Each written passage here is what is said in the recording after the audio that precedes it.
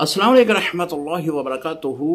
जवाद हुसैन रावलपिंडी से सवाल कर रहे हैं कि मुफ्ती साहब, मेरा एक दोस्त है जिसकी शादी को 8 साल हो चुके हैं, लेकिन वो पैदाइशी तौर पर नमर्द है, यानी एक बार भी वो अज़दवाजी ज़िंदगी मुकम्मल नहीं कर सकता। शरीयत का क्या हुक्म है? क्या वो बीवी अपने पास रख सकते हैं?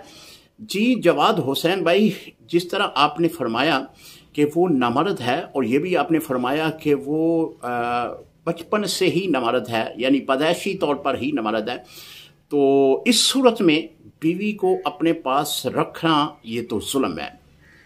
हाँ, किसी अच्छे तबीब के पास, किसी अच्छे हकीम के पास उनको ले जाएं। अगर वो काबिल इलाज है तो फिर उसका इलाज करवाया जाए।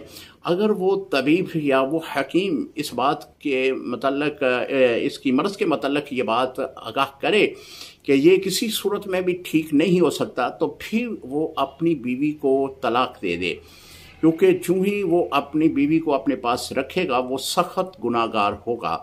यहाँ पे तलाक देना उसके ऊपर ज़रूरी है। उस औरत को जो उसके नका में है उसे फिलफौर वो अलहदगी उससे हासिल कर सकती है, अगर वो खुद तलाक नहीं दे सकता।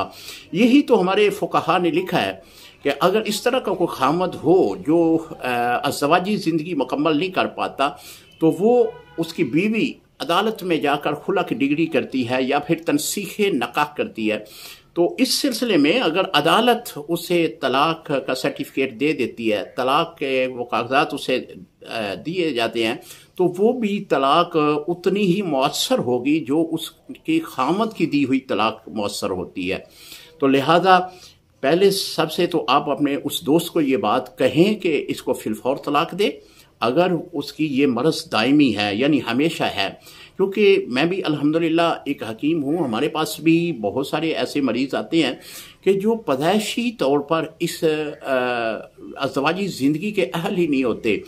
वो अपनी बीवी को अपने पास रखने के उनके अंदर अहलियत ही नहीं है। अगर ये मामला है तो फिर तो वो तलाक ज़रूरी दे। अगर जितनी लेट करेगा, जितनी देर तक उस ख़तून को अज़ियत पहुँचाएगा, वो सख्त गुनाहगार होगा।